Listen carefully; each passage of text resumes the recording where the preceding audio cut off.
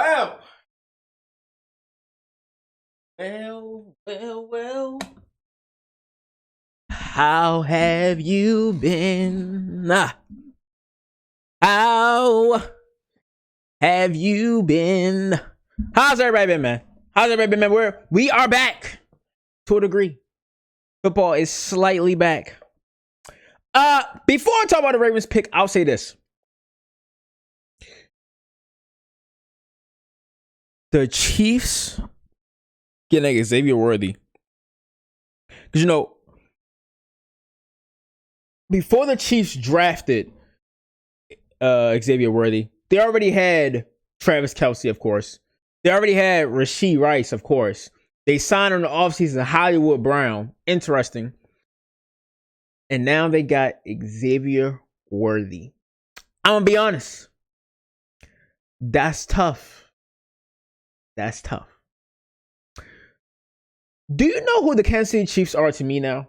The Kansas City Chiefs to me are obviously the New England Patriots with Tom Brady. It's just hard to beat them. It's always going to forever be hard to beat them. No matter what the case is, no matter who's on this team, it's going to be always hard to beat the Kansas City Chiefs. I'm going to leave that where that is right now and come back to that towards the end of the video when I make my final point.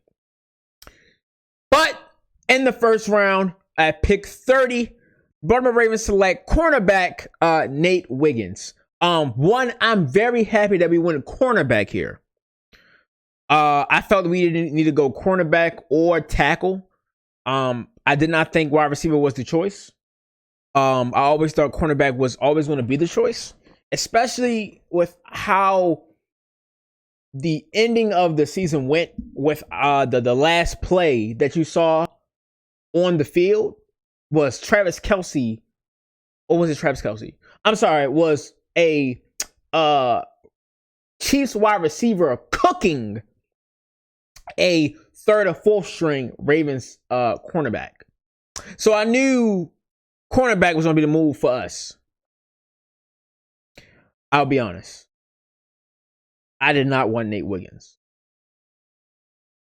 If I'm going to keep it G real, I really badly wanted Kool-Aid McKinstry.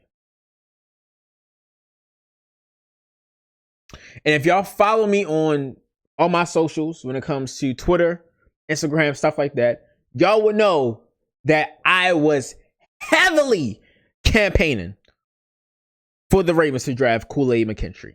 I mean heavily.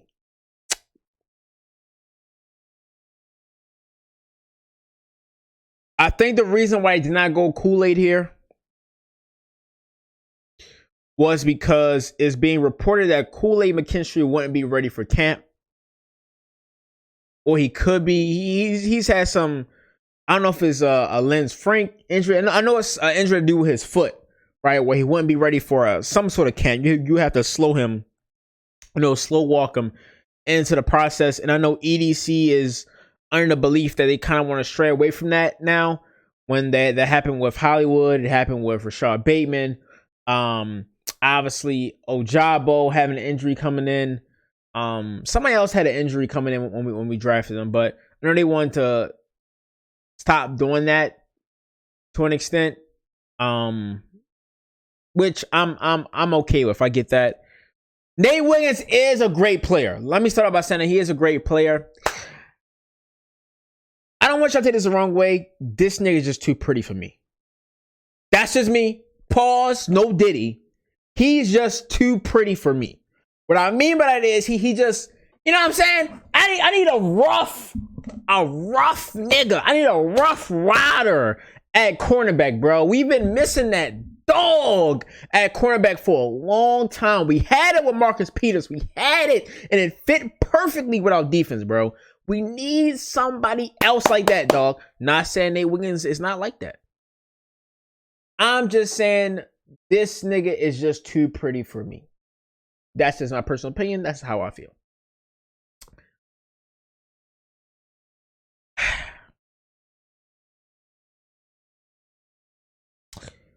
I like the pick. I believe the Ravens do go wide receiver in round 2. If they don't go wide receiver, they probably go offensive tackle. I won't be surprised if they do, or they might go edge rusher. I'll prefer them to go tackle because we do need a tackle. But the way the board is falling and who's left, I think they're probably gonna go wide receiver in the second round. If not, they probably will trade. It just depends. Obviously the word out on Brandon Ayuk, maybe a day 2 pick and maybe a second round pick and a second and a 5th round pick, to the 49ers, maybe gets Brandon Ayuk. That's a possibility. Could DeAndre Hopkins be in play again this year like how he was last year for us? Could that be possible? Maybe. No, there's a lot of different possibilities of where they could go with wide receiver. I don't think it's a huge need how tackle is and edge is to me personally. But it is what it is. I'm not gonna make this video too long. I'll say this.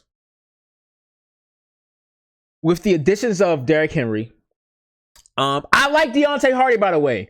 I didn't speak about that. Well, I haven't speaked on anything post the Ravens loss, so that shit really hurt my fucking feelings. I do like the Deontay Hardy signing. I really like the Derrick Henry signing. I really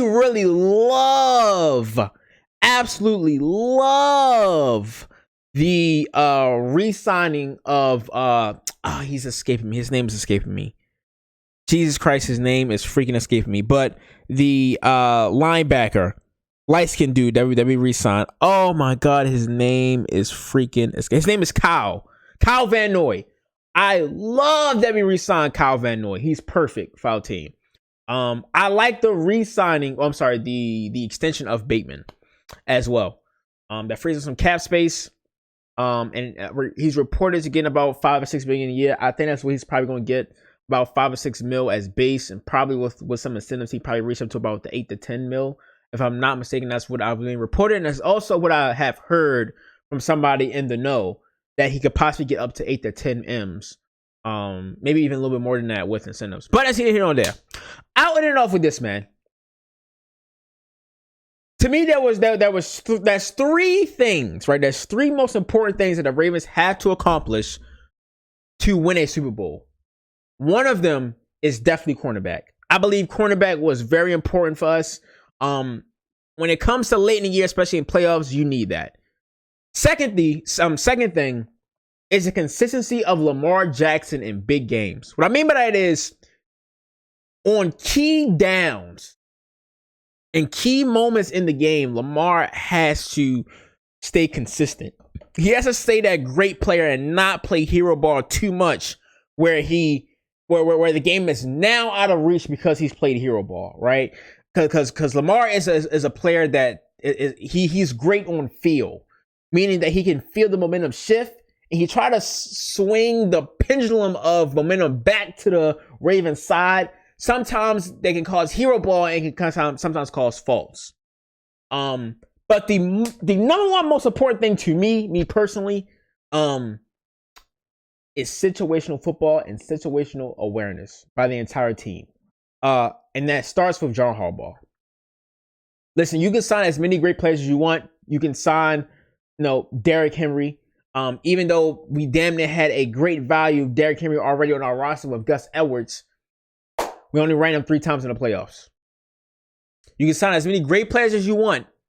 If you're not great in big moments, if you can't win the ugly games, you're not going to win a championship. That's the difference between Lamar Jackson and Patrick Mahomes.